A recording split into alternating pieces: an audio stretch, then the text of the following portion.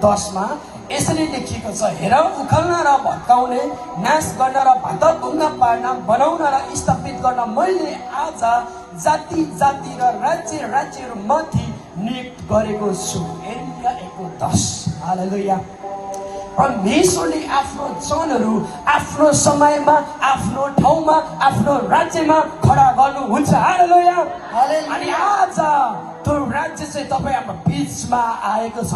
जुन राज्य चाहिँ स्वर्गको राज्य हो, जुन राज्य चाहिँ शक्तिको राज्य हो, जुन राज्य चाहिँ अभिषेकको राज्य हो। अनि अभिषेकले चाहिँ सबै जुवालाई, सबै बन्धनलाई तोड्दछ। हालेलुया। आज तपाईहरुमा भित्र भएको बन्धन जस्तो सुकै किन नहोस्, आज तोडिनेछ। हालेलुया। आज तपाईँ स्वतन्त्र भएर जानुहुनेछ। परमेश्वरको वचनले भन्दछ, सत्य के हो तिमीले जान्नेछौ र सत्यले तिमीलाई स्वतन्त्र तुल्याउनेछ। हालेलुया। जब सत्य चाहिँ मानिसले जान्दछ अनि सत्यले चाहिँ मानिसको जीवनमा स्वतन्त्र तुल्याउँदछ। अनि यो वचन पढ्दै थिएँ, प्रभु यो कसको लागि हो, के को लागि प्रभु यो वचन दिनुभएको भन्दै गर्दा आज मैले मलाई जाति जातिको बिचमा चाहिँ एउटा नयाँ राज्य, एउटा नयाँ तरिकाले नियुक्त गरेको छु, नयाँ राज्यमा काम गर्नको लागि। हालेलुया।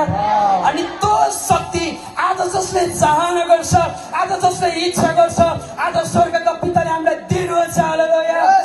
विश्वास तर दिनुहुन्छ।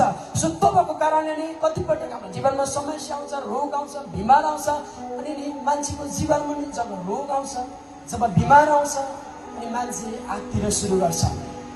जस्तो सुकै धनी व्यक्ति होस्, चाहे गरिबी व्यक्ति होस्, चाहे ठुलो खानदानको व्यक्ति होस्, चाहे केही पनि नभएको व्यक्ति होस्, जब मानिसको जीवनमा रोग आउँछ, बिमार आउँछ, मानिस डराउन सुरु गर्छ, मानिस आत्तिन सुरु गर्छ।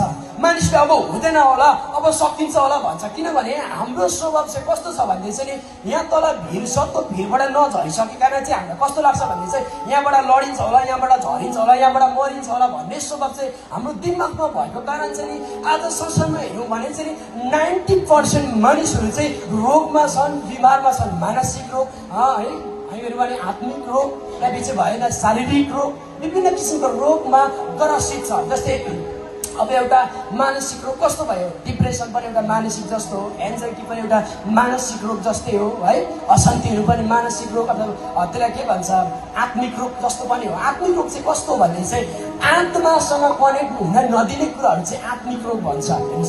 जुन कुरामा परमेश्वर आत्मा हुनुहुन्छ अनि परमेश्वरको वचनले भन्छ आत्मा र सत्यतामा उहाँलाई आराधना गर भनेर चाहिँ परमेश्वरको वचनले भन्छ। भनिसकेपछि चाहिँ आज मानिसको जीवनमा आत्मिक रोग चाहिँ कसरी आउँछ, चर्च जानु मन नलाग्ने, वचन पढ्नु मन नलाग्ने, आफ्नो अगुवा पास्टरले आदर गर्न मन नलाग्ने, विभिन्न कुराहरू मै ठुलो, मै जाने, म सबै म हुने भन्ने कुराहरू आत्मिक रोग। आज यो रोगले आज मण्डलीमा हरेक व्यक्तिको जीवनमा सदाइरहेको छ। दोस्रो चाहिँ शारीरिक रोग। शारीरिक रोग जस्तै अन्धो हुनु, गुङ्गो हुनु, बहिरो हुनु, घाउ खटिरा आउनु, रोग बिमार लाग्नु, विभिन्न किसिमको समस्या त्यो शरीरमा देखिने कुराहरू, यसलाई चाहिँ भन्छ शारीरिक रोग। अनि परमेश्वरको वचनले प्रस्थान 15:26ले भन्छ तिनीहरूको बिचमा एउटै पनि रोग रहने छैन, सबै निको पार्ने म प्रभु भन्छ। हालेलुया।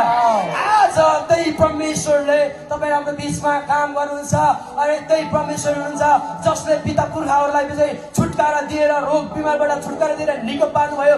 आज त्यही येशू ख्रीष्ट तपाईँ हाम्रो बिचमा हुनुहुन्छ।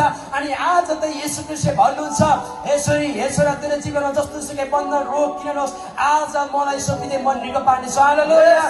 आज येशूको वचनले भन्दछ, यहाँ हेर्नुहोस् 3, म इच्छा गर्छु तिमी निको भइजाऊ। मत्ती 8:3। हालेलुया। म इच्छा गर्छु तिमी निको भइजाऊ।